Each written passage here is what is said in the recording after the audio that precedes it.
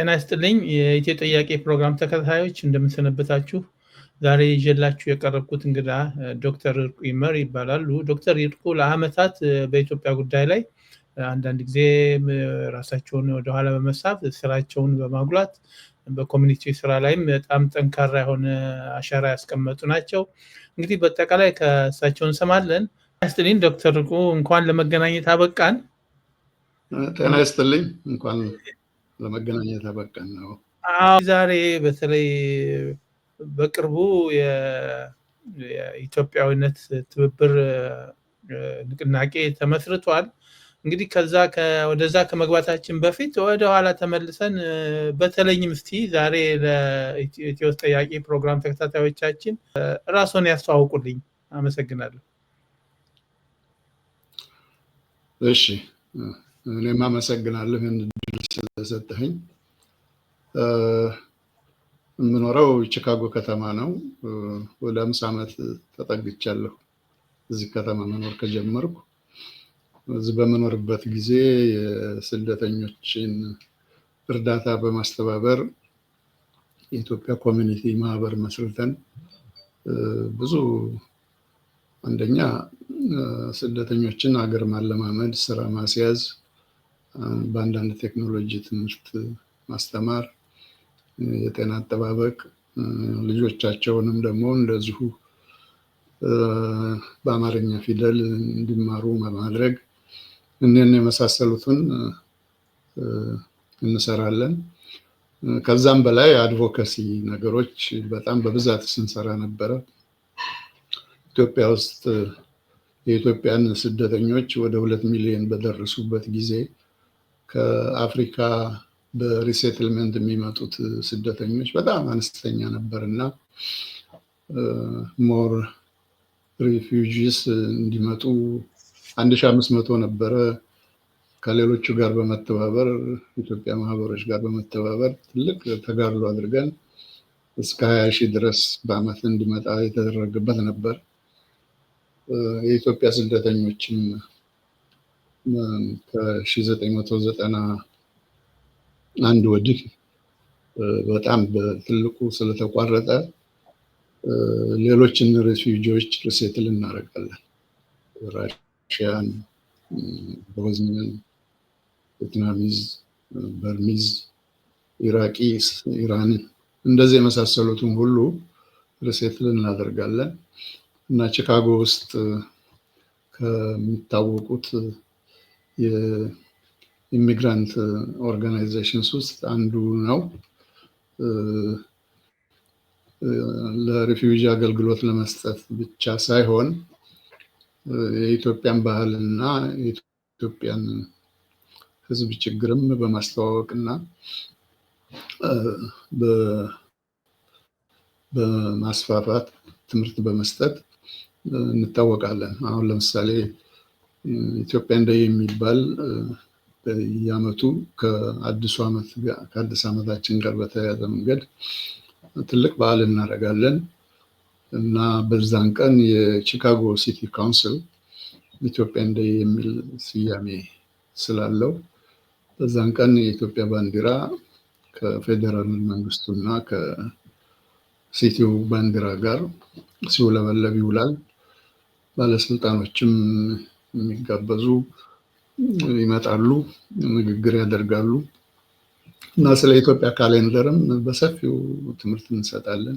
ስለ ባህልም ሙዚየም ለማዘጋጀትም እንደዚሁ በስራ ላይ ነን።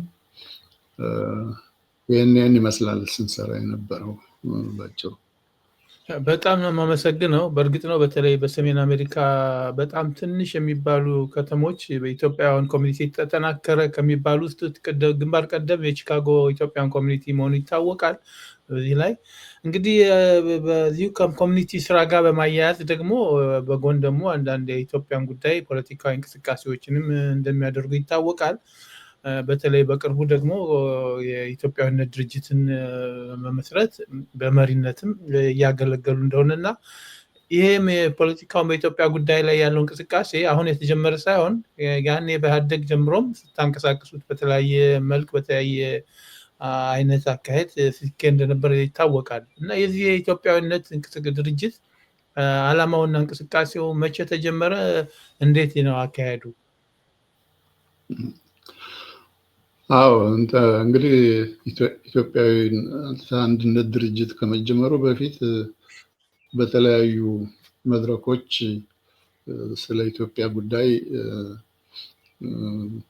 ከሌሎች ጓደኞች ጋር በመሆን ስንሰራ ነበር። አንዱ በጣም የሚታወቀው ኢትዮጵያን ናሽናል ኮንግሬስ ሀገራዊ ጉባኤ የሚባል ድርጅት መስርተን አገር አቀፍ የሆነ ነበር። በዲያስፖራው ብዙ ተጋድሎ አድርገን የተበታተኑ የፖለቲካ ድርጅቶች አንድ ጋር መጥተው እንዲሰሩ ህዝቡንም እንዲያዘጋጁ፣ እንዲያደራጁ፣ እንዲያስተምሩ በሚል 2 ዓመት የፈጀ ከሀገር ቤት ፖለቲካ ድርጅቶችን በማስመጣት ይህን የመሳሰለውን ነገር ስንሰራ ቆይተን በመጨረሻም ዩዲኤፍ የሚባል የፖለቲካ 15 ፖለቲካ ድርጅቶች ህብረት ተመስርቶ በ97 ዓመተ ምህረት ምርጫ ውስጥ እንዲገባ በቅቷል እና በዛም ተወዳድሮ 50 የሚሆን ሲት እንዳገኘ ተመዝግቧል። እንግዲህ ይሄ ሀገራዊ ጉባኤ የሚባለው ድርጅት እንደገና ወደ ሲቪክ ድርጅቶችም በመምጣት ኢትዮጵያዊነት እንዲመሰረት ከባድ የሆነ ትግል አድርጎ 4 ድርጅቶች ራሳቸውን አክሽመው በ1912 ዓመተ ምህረት ኢትዮጵያዊነት ተመሰረተ እና ኢትዮጵያዊነት ከተመሰረተ ወዲህ ብዙ ትምህርታዊ ሴሚናሮች፣ ሲምፖዚየምስ እናዘጋጃለን። እነዛ ሲምፖዚየሞች በታወቁ ምሁራን የሚቀርቡ ወረቀቶች አሉ። እነዛ ወረቀቶችም 1-3 ዌቢናሮች ሲምፖዚየሞች ለህትመት በቅተዋል። በዋና ዋና ሀገራዊ ጥያቄዎች ላይ ለምሳሌ ህገ መንግስትን በሚመለከት፣ ኢኮኖሚን በሚመለከት፣ ትምህርትን በሚመለከት፣ ታሪክን በሚመለከት ጠቃሚ ለፖሊሲ ግብዓት የሚሆኑ ጽሁፎች ቀርበው አንዳንዶቹ ታትመው ወጥተዋል። ከዛም ወዲህ በኢትዮጵያዊነት ዌቢናር ባለፉት 2 ዓመታት እንደዚሁ ዌቢናር በማዘጋጀት በዋና ዋና ጥያቄዎች ላይ ለምሳሌ ቋንቋን በሚመለከት፣ ፊደልን በሚመለከት፣ የተሳሳተ ትርክትን በሚመለከት፣ በተለይ ደግሞ በተሳሳተ ትርክት ምክንያት የአማራ ህዝብ ምን ያህል በደል እንደደረሰበት የሚገልጽ በታወቁ ምሁራን የተዘጋጀ ዌቢናር ስናዘጋጅ ቆይተናል እና ለብቻችን የምናደርገው ጥረት አዚ ኢትዮጵያዊነት በቂ አይደለም። ሌሎችም ድርጅቶች ተመሳሳይ ዓላማና ተመሳሳይ ፍላጎት ያላቸው፣ ኢንተረስት ያላቸው በብዛት ስላሉ እነሱን ለማሰባሰብ ሙከራ ማድረግ ብንጥር በሚል ተነሳስተን ከሌሎችም ጋር ተባብረን አሁን እንግዲህ ኢትዮጵያዊነትን አዲሱን የኢትዮጵያን ካውንስል ለማቋቋም በቃን እና ሎንግ ፕሮሰስ ነው። ኢትዮጵያዊነት እንደ ድርጅት በግሉ ብዙ ጥረት አድርጓል ለማሰባሰብ፣ አልተሳካለትም ነበረ። አሁን ግን ሰሚት አግኝቶ የተወሰኑ ድርጅቶች በዛ ላይ ተሳትፈው የአንድነት እንትኑ ተመስርቷል እና ይሄ የመጀመሪያ ጅማሮ ነው። ሌሎቹ ሰፊ ድርጅቶች ስላሉ በዳያስፖራ አካባቢ እነሱንም ለማሰባሰብ ትልቅ ጥረት ይደረጋል ተብሎ ይታመናል። እሺ፣ በጣም ነው የማመሰግነው ዶክተር ርቁ። እንግዲህ ዋናው አሁን ወዳለንበት ስንመጣ ይህን ሁሉ መንገድ ተጉዛችሁ የኢትዮጵያ ትብብር አንድ ንቅናቄ ተፈጥሯል። በዛ ውስጥ ኢትዮጵያዊነት አንዱ ነው። የኢትዮ አሜሪካውያን ዜጎች ካውንስል፣ ኢትዮጵያን እናድን መድረክ፣ የአሜሪካን ኢትዮጵያውያን የህዝብ ጉዳይ ኮሚቴ፣ ኒውዮርክ ትራይ ስቴትስ ተስፋ ለኢትዮጵያ፣ የሶማሌ ዲሞክራሲያዊ ካውንስል፣ የኢሃፓ ድጋፍ ኮሚቴ፣ የህብር ኢትዮጵያ ግብረ ኃይል እና የግሎባል አማራ ዲያስፖራ መድረክ ቪዥን ኢትዮጵያ። እንግዲህ እነዚህን ያካተተ ነው አሁን የተቋቋመው ድርጅት። በእርሶ አስተያየት አሁን የተደረገ ይሄ ስብስብ እስካሁን ያልተደረጉትን ነገሮች ለማድረግ የሚያስችለው ምን ምን ሁኔታዎች ይኖራሉ? ወይስ ምንድነው ማድረግ የሚችለው እስካሁን በዚህ ያልተደረጉ ነገሮች? እንግዲህ ሁሉም ድርጅቶች በተናጠል የሚችሉትን ሁሉ ለማድረግ ይሞክራሉ። ውጤታማ ሊሆኑ አልቻሉም። በተለያየ መንገድ በዲፕሎማሲ ስራም መግለጫ በማውጣት እንደዚህ ላይ የተወሰነ ነገር ነው። ይሄ አሁኑ ህብረት ግን በንቅናቄ ደረጃ ወደ ህዝብ የሚደርስበትን መንገድ አጠናክሮ ለመፈለግ ነው እና ኢትዮጵያ የገጠማት ችግር በጣም ከባድ ነው። ሰላም የለም፣ ጦርነት ነው፣ ህዝብ ይፈናቀላል፣ ዘር ተኮር ግድያ ይካሄዳሉ እና ሰዎች አላግባብ ይታሰራሉ። ፍርድ ቤትም ሳይቀርቡ ብዙ ጊዜ ይቆያሉ። ቢቀርቡም በቀጠሮ በምናምን እየተባለ እስር ቤት እንትን ይላሉ። ይሄን ሁሉ በተናጠል ለማሰማት ተሰሚ ጆሮ ለማግኘት በተጠናከረ ሁኔታ እየተሰራበት አይደለም። ግን ያለንን ሪሶርስ ተጠቅመን አንድ ጋር መተን አቅም ያለው አካሄድ ብናደርግ ችግሮችን ለመቅረፍ እንችላለን ከሚል ነው እና አሁን በ8 ድርጅቶች እና በ2 ተባባሪዎች የተመሰረተው ህብረት ጅማሮ ነው እንጂ ገና ብዙ ድርጅቶች የሚካተቱበት ይሆናል። ድርጅቶችንም ለማካተት ዓላማው ምን እንደሆነ በግልጽ ተዘርዝሯል።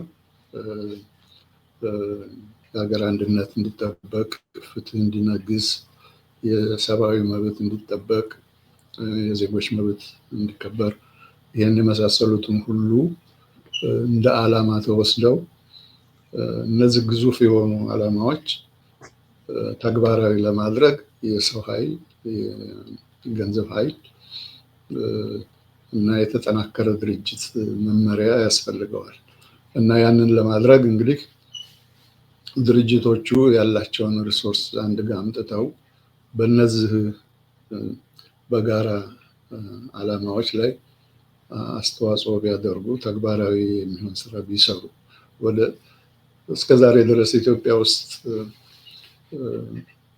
የመንግስት ተቀናቃኝ የሚሆኑት ፖለቲካ ድርጅቶች ናቸው። በዛ ብቻ በቂ መሆን የለበትም። ሀገሪቱ የገጠማት ችግር ከዛ በላይ ከፍተኛ ስለሆነ ወደ ህዝቡ መሄድ አለበት። ህዝቡ ለመብቱና ለህይወቱ መደራጀትና መቋቋም መቻል አለበት። ያንን ለማድረግ ወደ ህዝቡ ለመሄድ በተጠናከረ እና በአንድነት ካልተሄደ በተዘበራረቀ ሁኔታ በሚከድበት ጊዜ ሰሚን ያጣል፣ መደጋገም ይሆናል እና ኢምፓክትፉል የሆነ ስራ መስራት አይቻልም እና በዚህ ምክንያት ያሉት ድርጅቶች ሪሊ ጥረት የሚያደርጉ ብዙ ናቸው። ግን የአቅም ጉዳይ አለ፣ የዱፕሊኬት መደራረግ ነገር አለ። ይህን ሁሉ አቮይድ ለማድረግ በድርጅቶቹ የተቋቋሙበትን ዓላማ በግላቸው ሊሰሩ ይችላሉ። ግን በጋራ የሚሰሩት ደግሞ ከበድ ያሉ ጥያቄዎች ስላሉ እዛ ላይ በጋራ በሚሰሩት ላይ ትብብር አድርገው ኃይላቸውን አስተባብረው ለውጥ ለማምጣት እንዲችሉ ለማድረግ ነው። እና ለውጥ ሊመጣ የሚችለው ከፖለቲካ ድርጅቶችም አልፎ የሲቪክ ንቅናቄ እንዲጀመር እንዲስፋፋ ህዝቡም መብቱንና ግዴታውን አውቆ እንዲደራጅ የማድረግ ስራ በቅጡ ለመስራት መደራጀት ያስፈልጋል። ድርጅት እና ህብረት በጣም አስፈላጊ ነው ከሚል ነው። እሺ፣ በጣም ነው የማመሰግነው። እንግዲህ በተለይ ሰሞኑን መግለጫ ያሁን የድርጅቱ ምስረታ አስመልክቶ በወጣው መግለጫ ትኩረት የሰጠውና በደንብ ትኩረት በእኔ በኩል ትኩረት የሳበኝ በመጀመሪያ ላይ ያስቀመጣችሁት ነው። ይኸውም ሀገራችን ኢትዮጵያ በታሪኳ ደርሶባት የማያውቅ ከፍተኛ ፈታኝ ወቅት ላይ ትገኛለች። እንደ ሀገር የመቀጠል እድሏ ፈተና ውስጥ ገብቷል የሚል እንትን ነው። በጣም ጠንካራ የሆነ አስተያየት ይመስለኛልና በዚህ ዙሪያ እንዴት ነው ይህን ስትሉ ምን ማለታችሁ ነው? ይህን እንዴት ነው መግለጽ የሚቻለው? ለዚህ ለተፈጠረው ሁኔታ ተጠያቂው ማን ነው ሊሆን የሚችለው?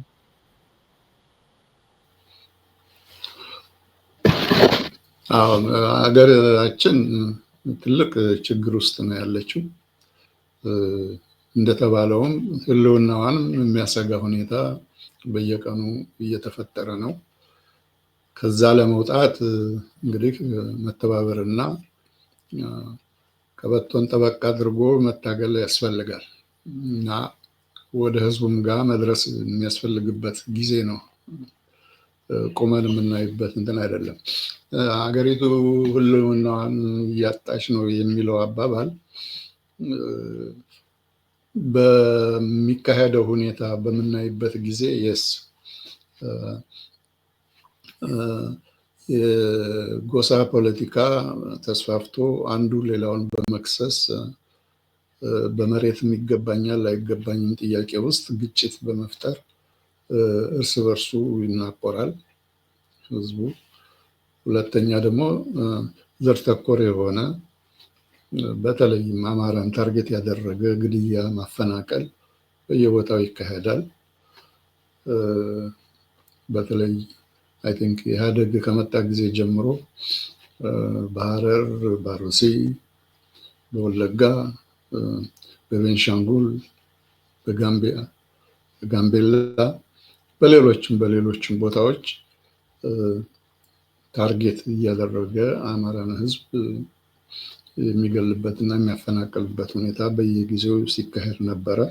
አሁንም እየተካሄደ ነው እና በተጨማሪ ጦርነቶች ይካሄዳሉ። የሰሜኑ የትግራይ ጦርነት አለቀ ተባለ። ከዛ የአማራም የኦሮሞም ውስጥ የህዝብ መታመስ አለ። ጦርነቶች አሉ፣ ሰዎች ይሞታሉ። ሰላማዊ ሰልፎች ጭምር ሰዎች ጭምር እንደ ኮላተራል ዳሜጅ እየሞቱ ነው። ንብረት እየፈረሰ ነው። ትምህርት ቤቶች በሙሉ አይሰሩም። ምናልባት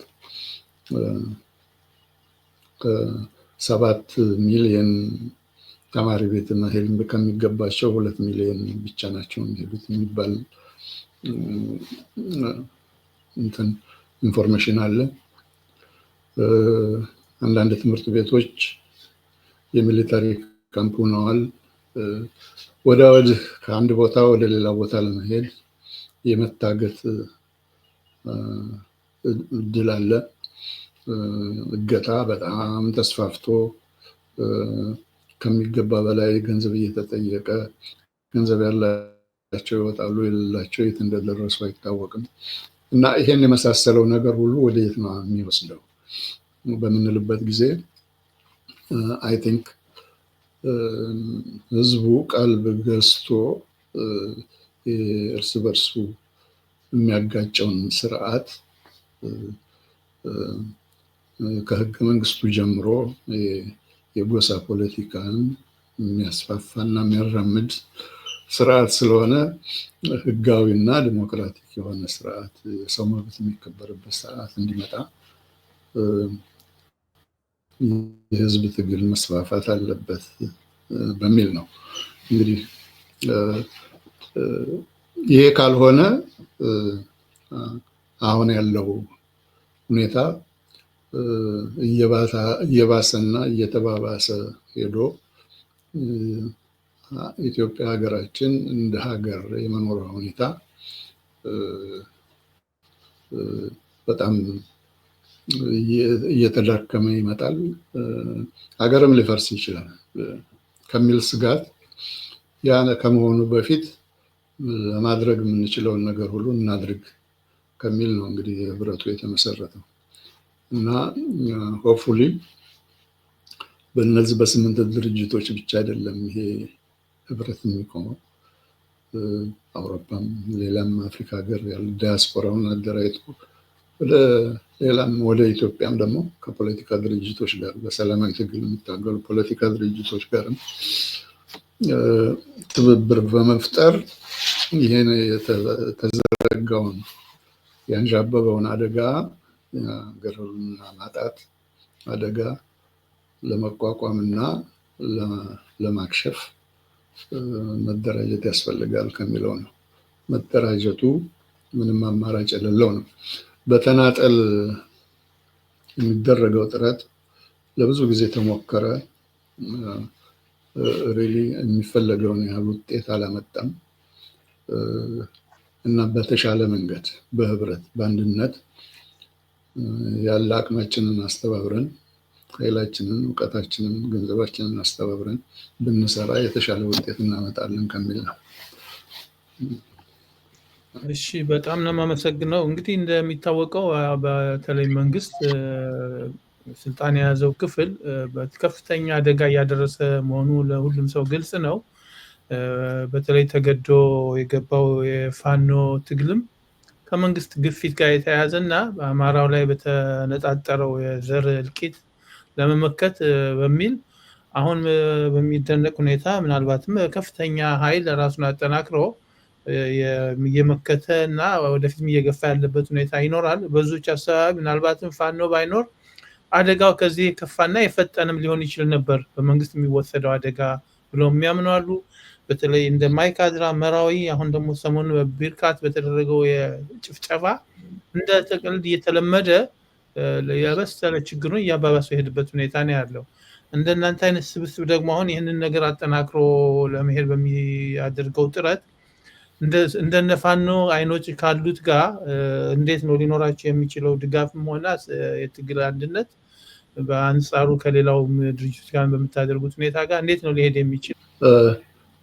እንግዲህ እንደተባለው እንዳልከው የፋኖ ትግል የተቀሰቀሰው አስገዳጅ ሁኔታ በህዝቡ ላይ ስለመጣ ነው። እንግዲህ የሰሜኑ ጦርነት ነበረ። እሱ እንዳለቀ በፕሪቶሪያ ስምምነት መሰረት እንዳለቀ ልዩ ኃይል እና የታጠቁ ኃይሎችን ትጥቅ ማስፈታት በሚል በመንግስት በኩል ወዲያውኑ እርምጃ ተወሰደ። ልዩ ኃይልና የታጠቁ ኃይሎችን ለመበተን ቀደም ሲል ችግር ለሴንትራል ገቨርንመንት ችግር ይፈጥራሉ በሚል እሳቤ መፍረስ እንዳለባቸው ስምምነት ነበረ። ቢሆንም ግን ኢሚዲየትሊ ከጦርነቱ በኋላ እንግዲህ በሰሜኑ ጦርነት በጣም የተሰቃየው የጎንደር፣ የወሎ፣ የአፋር ህዝብ ህይወቶች ጠፍተዋል። ብዙ ሰዎችም ተፈናቅለዋል፣ ለረሃብና ለስደት ተዳርገዋል እና አዘሴም ታይም የቲፒኤልኤፍ ጦር ከመበተኑ በፊት አማራን እንደ ጠላት አድርጎ ይመለከት የነበረ የቲፒኤልኤፍ አመራር ትጥቁን ሳይፈታ በአማራ ላይ መጀመሩ ራሱ ትንሽ በመንግስት በኩል የተወሰደው እርምጃ ጥርጣሬና አስቸጋሪ ሆኖ ስለተገኘ በሬውን እየሸጠ ፍየሉን ግልገሉን እየሸጠ መታጠቅ እና መሳሪያ ማስረከብ ደግሞ እንደ ባህልም አይደለም እና ይሄ ስጋት ባለበት ሁኔታ ስጋቱ ሳይበርድ ሌሎቹ ልዩ ኃይሎች ወይም የታጠቁ ኃይሎች ትጥቃቸውን ከመፍታታቸው በፊት በአማራ ላይ መጀመሩ አንዳንድ ስጋቶች ስላደረ አናስረክብም ከሚል የተነሳ አሁን የተፋፋመ ጦርነት ውስጥ ገብቷል። እንግዲህ ለህልውና ወይም ደግሞ ለመብት በመሳሪያ መልክ መታገሉ አንድ መንገድ ነው። ግን ይሄ መሳሪያ ትግል ብቻ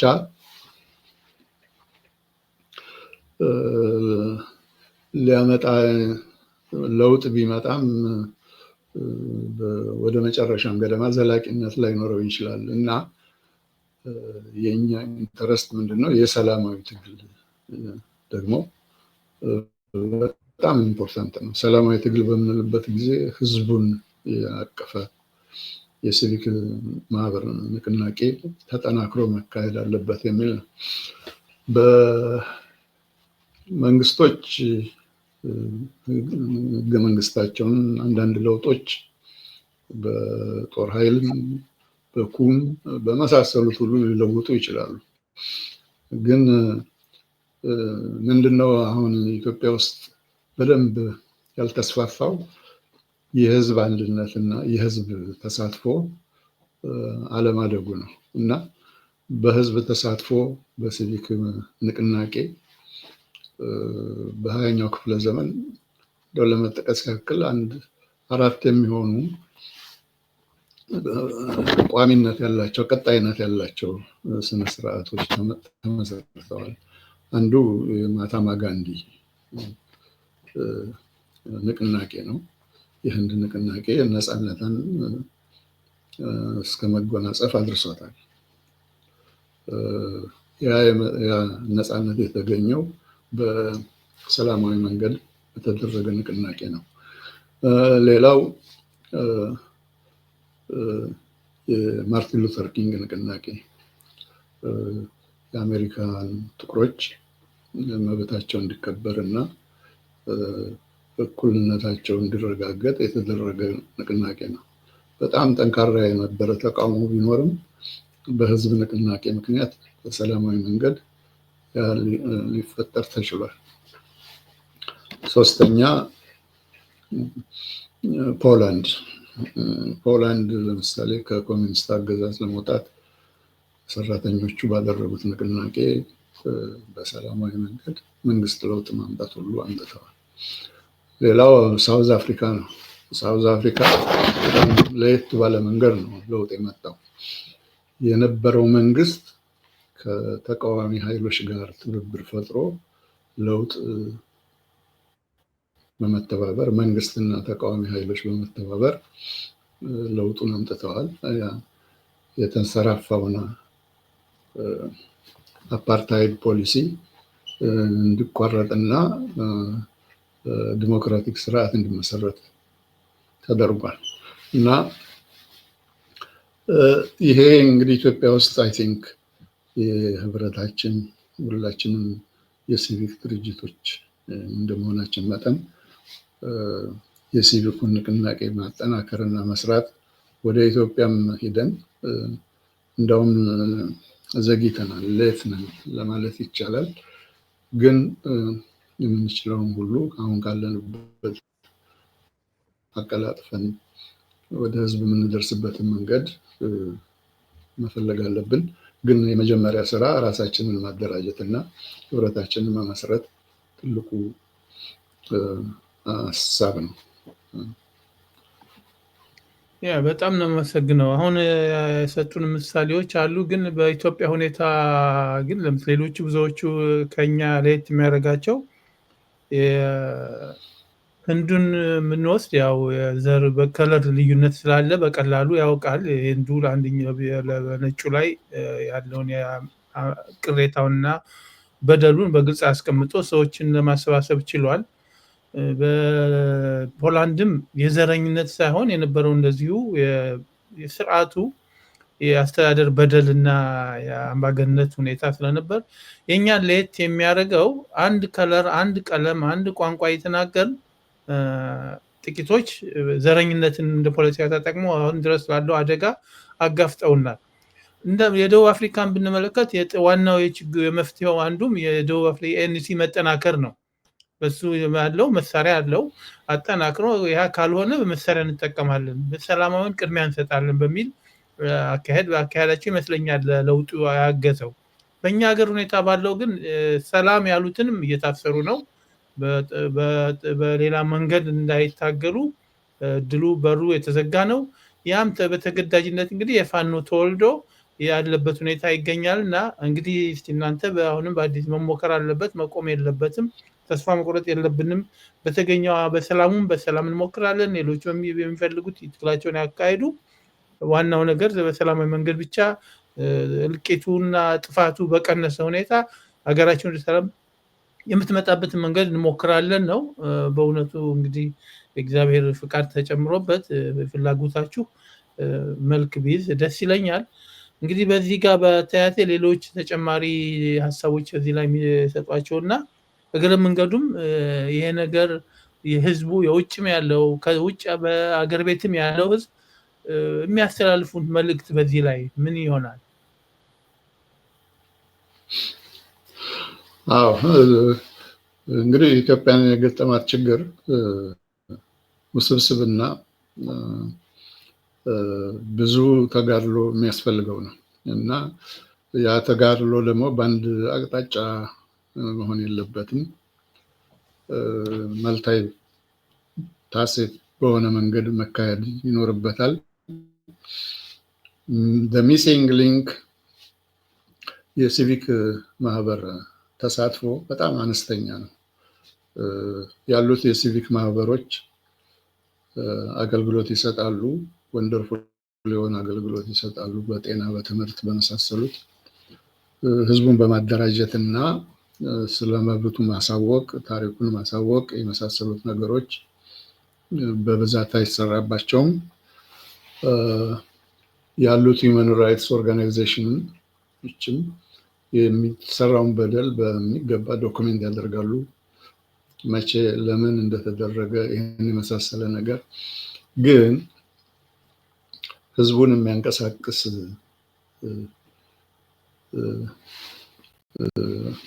ዓላማ ወይም ደግሞ የህዝቡን ችግር አውቆ ከዛ በመነሳት ህዝቡን የሚያሳትፍ ንቅናቄ መመስረቱ ትልቅ ፈተና ነው እና ያ ህዝብ ተነቃቅቶ ተነሳስቶ ስለ መብቱ፣ ስለ ራሱ ጉዳይ፣ ስለ ሀገሩ መናገርና መስራት ካልጀመረ ችግሩ እየቀጠለ ሊሄድ ስለሚችል በጣም አደገኛ ሁኔታ ላይ እንወርቃለን እና